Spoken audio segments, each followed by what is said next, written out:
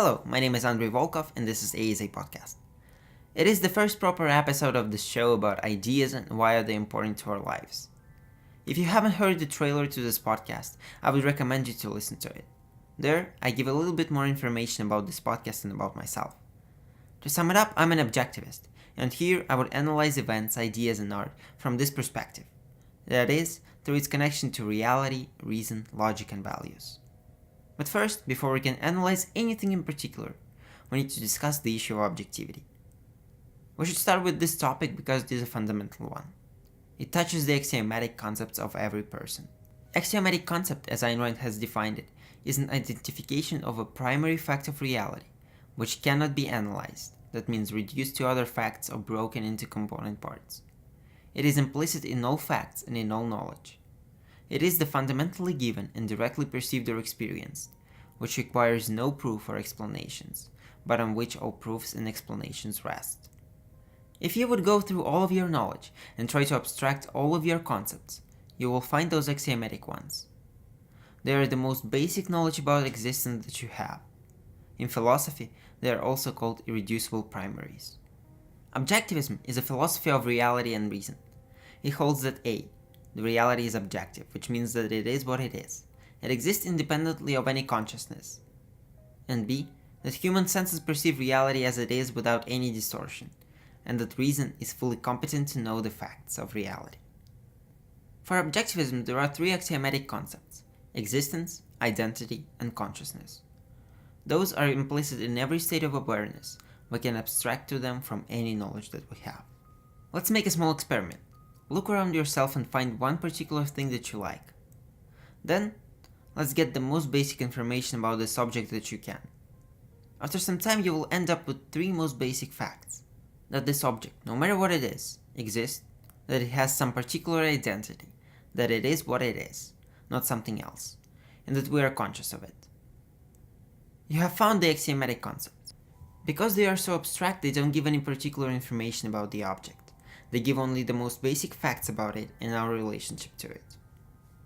That something exists, that it has particular identity, and that we are conscious of it because we were able to perceive the first two axiomatic concepts implicit in the perception of the object.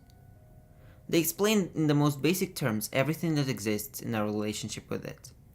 To quote from Introduction to Objectivist Epistemology, such concepts are epistemological guidelines. They sum up the essence of all human cognition. Something exists of which I am conscious, I must discover its identity. End of the quote. You cannot have identity of nothing or to be conscious of nothing, because it is not a particular object that exists. You cannot have an object without identity, because as Ayn Rand had stated in John Galt's speech, to exist is to be something, as distinguished from the nothing of the non-existence. It is to be an entity of specific nature made of specific attributes. And also, consciousness conscious of nothing but itself is a contradiction in terms. Before it could identify itself as consciousness, it had to be conscious of something. If that which you claim to perceive does not exist, what you possess is not consciousness. End of the quotes. Therefore, we can define a rule of all of our knowledge.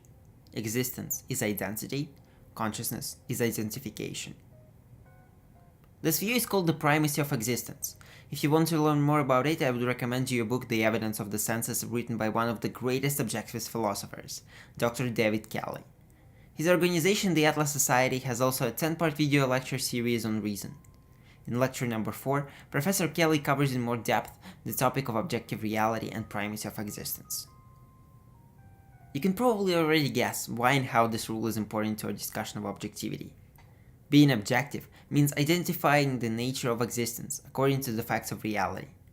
Or, as Ms. Rand had put it, it is volitional adherence to reality by following certain rules of method, a method based on facts and appropriate to man's form of cognition. End of the quote. Objectivity is highly important for human beings because we are rational animals whose actions are not determined but are volitional. We have free will. Truth, as any other value except life, is not given to us. We need to act in order to gain it. Because our consciousness is volitional, we can make mistakes in our thinking. But we can always get back on the right track by being objective and using the axiomatic concepts as a guideline. In order to gain the truth, we should be constantly conscious of the reality and of its facts. Therefore, we should be objective in our thinking.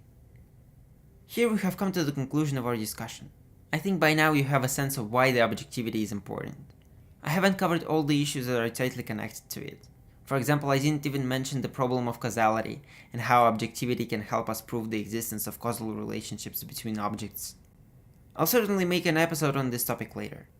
But for now, I think we should end by discussing another very important issue. Philosophy is usually thought by most of the people to be completely detached from life, to be a collection of abstract concepts and ideas that provide no help to us in everyday life.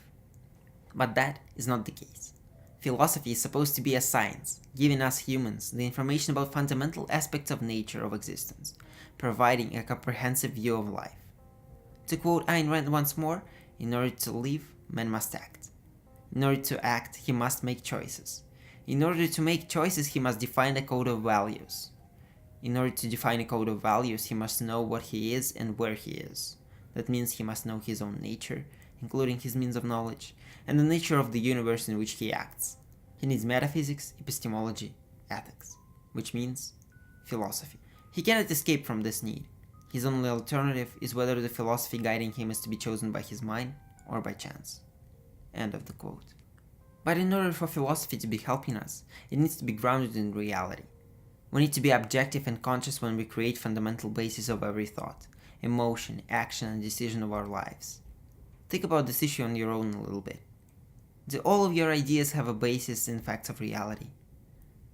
What is, for example, your standard of morality? Does it help you to live your life as a rational being, or do your ethics only cause you pain and suffering? How do you approach the facts of reality?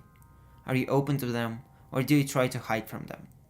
I'm sure for some of you this can help to live a better and more enjoyable life as thinking humans. If you have any questions or suggestions, you can always hit me up on Twitter or Facebook. I am Andrei Volkov on both of the platforms. I would greatly appreciate if you would leave a review to this podcast and if you will share it with your friends. Thank you for listening to ASA.